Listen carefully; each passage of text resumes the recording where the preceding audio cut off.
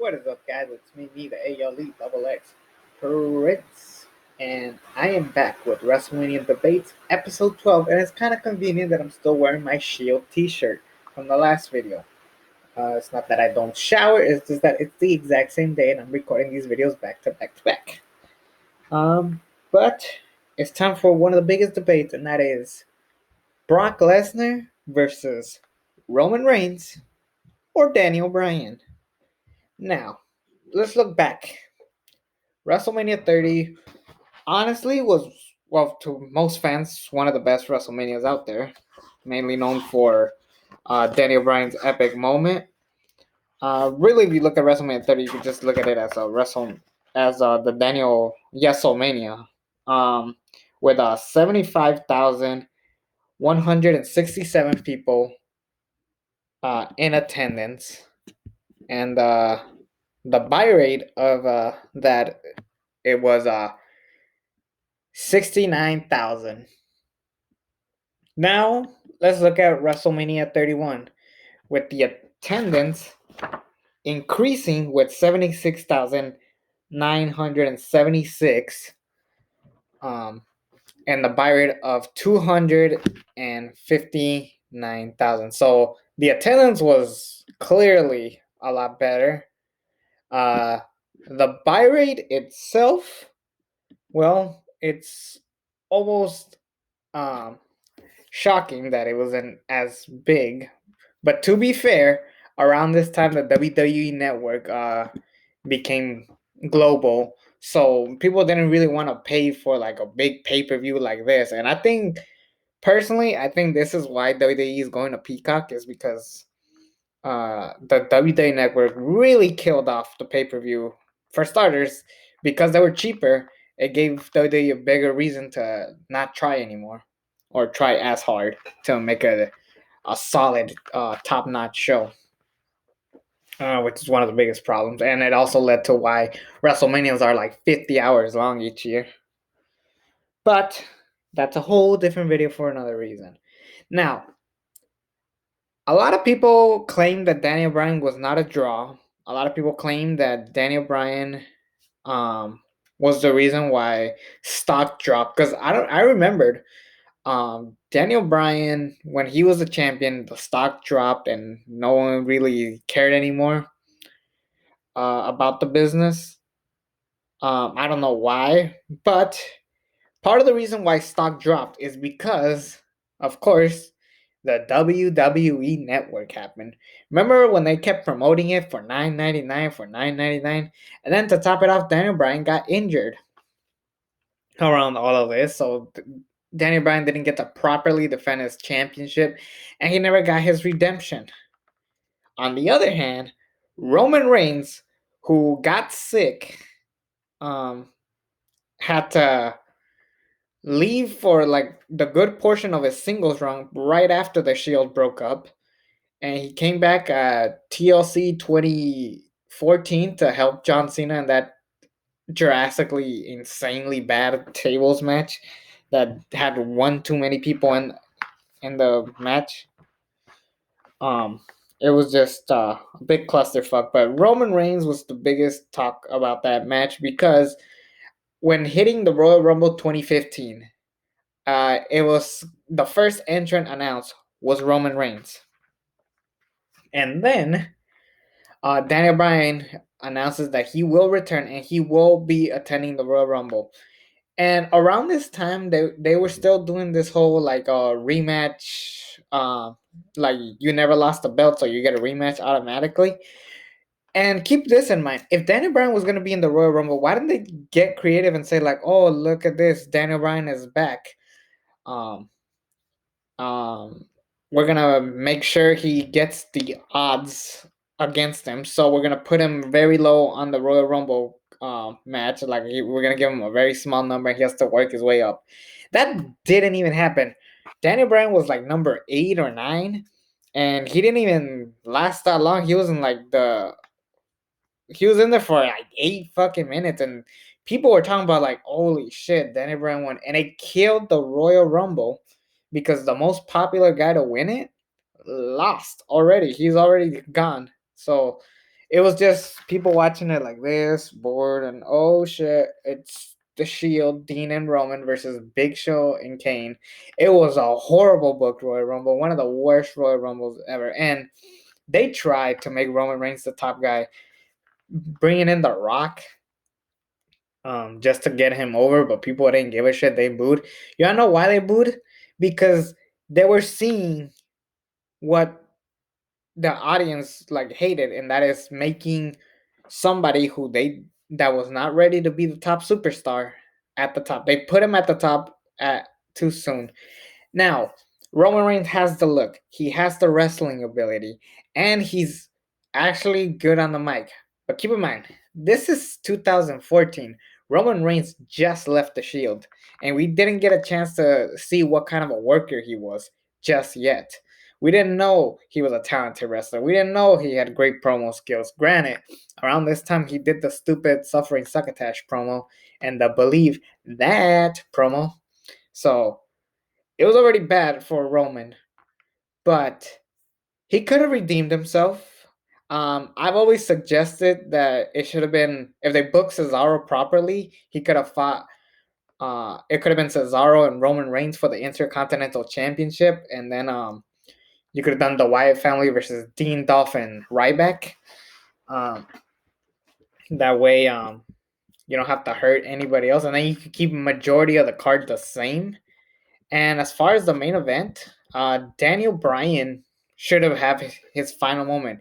If the odds were stacked up against him, you should have had him win the Royal Rumble at a very low number, and then you'll say to yourself like, "Holy shit, they're actually trying!" And this would have been the perfect story. And if you wanted to finish off Daniel Bryan's career after this, or like at least you told us that um you tried with Daniel Bryan and he couldn't do it. He couldn't beat Brock Lesnar. Or, more importantly, you could have had Seth Rollins still cash in and have an even bigger impactful moment. Because when you look at Brock and Roman Reigns, now, I'm going to be honest, it was a great match. Just Brock Lesnar beating the crap out of Roman Reigns, Suplex City, bitch. Uh, just Roman getting his ass kicked was awesome. And then Seth Rollins coming in, cashing in, and stealing the WWE Championship, which was an awesome markout moment. But what was the biggest problem with that segment or that part of the match? Well, Seth Rollins was the heel, but he was getting massive babyface reaction. You wanna know why? Because Roman Reigns was the most hated man around this time. You needed a top babyface like Daniel Bryan. People, if Seth Rollins had that epic moment where he cashed in on Brock and Bryan, ruining a big dream match and stealing the belt by pinning Daniel Bryan. Now you get boos. Now you get people going, oh, hell no, this son of a bitch did not just do that. And now that would have been different, more impactful. It would have been way much more impactful than Roman because, like I said, he was already hated, and we didn't know what kind of a character Roman Reigns was. We still didn't know where he was going around this time.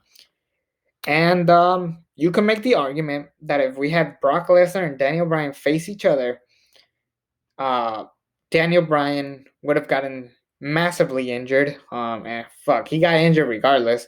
And keep in mind, originally at WrestleMania, he had a ladder match against Wade Barrett, Dolph Ziggler, R-Truth, Luke Harper, Dean Ambrose, and Stardust. And it was just a way to throw all of these guys in at once, just because they had nothing left for these guys, or they didn't know what to do with these guys. And some of these guys didn't even need to be here. Do you realize that we live in a era where Daniel Bryan and R-Truth were in the exact same WrestleMania match?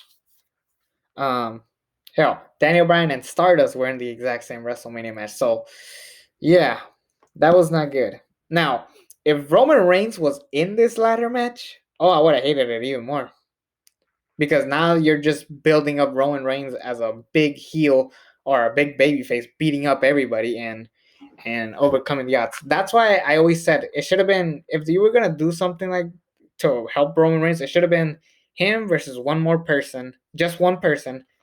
Like I said, Cesaro would have been a good option. You could have done Bad News Barrett. You could have turned Dolph Ziggler heel, and then you could have worked your way up the card. Luke Harper was doing some great work as a singles competitor. They could have done that. They could have had anybody to put Roman over as the IC champion, and then he would work his way up to the WWE Championship picture the following year, where now we see him more revamped, more clean, and more of a reason to give a fuck about Roman Reigns. Daniel Bryan just went down the card. And think about casual fans. Think of the people who only watch during WrestleMania season. Imagine what they're thinking. Daniel Bryan is in the opening match for the Intercontinental Championship. I thought last year he was at the top of the game. Why the hell is he back down the card? Because they didn't see anything on him. You could have made like I said, you could have made the argument that he was too injury prone, but he was just not um the right um like I said, hell, in that exact same ladder match, Danny Bryan kept doing headbutts, which was the biggest reason for his injury. That one's on Bryan and Ziggler. That one's on them. But it was just so disappointing. And honestly, this show overall was better than WrestleMania 30, in my opinion. It was the best WrestleMania. It was one of the best WrestleManias in a while.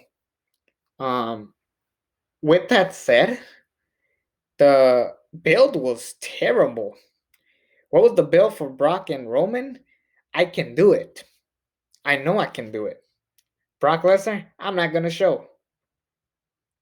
If you had Bryan overcoming the odds saying like, "Oh, listen, they they took the belt off of me because I was injured and I wasn't able to defend the championship." Brock Lesnar, he wins the belt. He gets to sit at home and do nothing.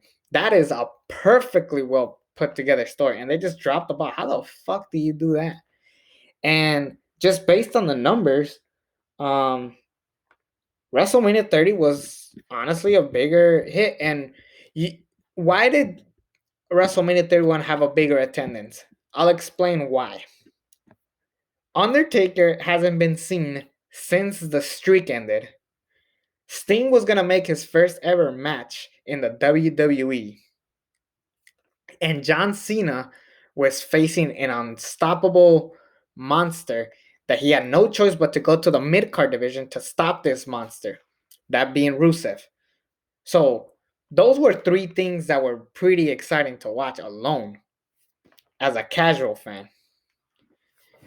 But as the WWE needs to do a good way of balancing stuff that we want, the fans want, and stuff that the casuals want. You need to have something for everybody. That is why WrestleMania 17 was a success. There was something for everybody. There was technical wrestling from Angle and Benoit. There was family soap opera with the McMahon, Shane, and Vince. You had extreme goofy stuff with Raven, Kane, and Big Show, which was funny and entertaining. You had nonsensical tag team division with TLC 2, and then you had two of the biggest names, Rock and Austin, main eventing. So there was something for everybody at WrestleMania 17. Here, there was literally like at least one thing I was excited for, that being Sting and Triple H, but even that had a shitty build. And I was excited to see The Undertaker come back. I was curious to see how he would look and how he would wrestle different. Granted, we fucking regret it. But yeah, I really think it should have been Daniel Bryan in this spot, not Roman Reigns. He wasn't ready, and you still needed to build him up. This WrestleMania alone should have built up each member of the Shield differently and put him as top tier main event talents. You could have still had Seth lose to Orton and then cash in the main event. Dean probably would have had the shitty end of the stick because around this time he just wasn't as relevant or like as important. No offense, but he could have done something. He could have done something better. He could have finished off his feud with the Wyatts, with Bray Wyatt to say the least. Undertaker didn't need to be on this show. He could have just retired after the streak, or he could have just came back at the next WrestleMania. I don't know. that is my personal take. It should have been Bryan and Brock at this WrestleMania, just so we could say that Daniel Bryan tried to get a shot again and failed.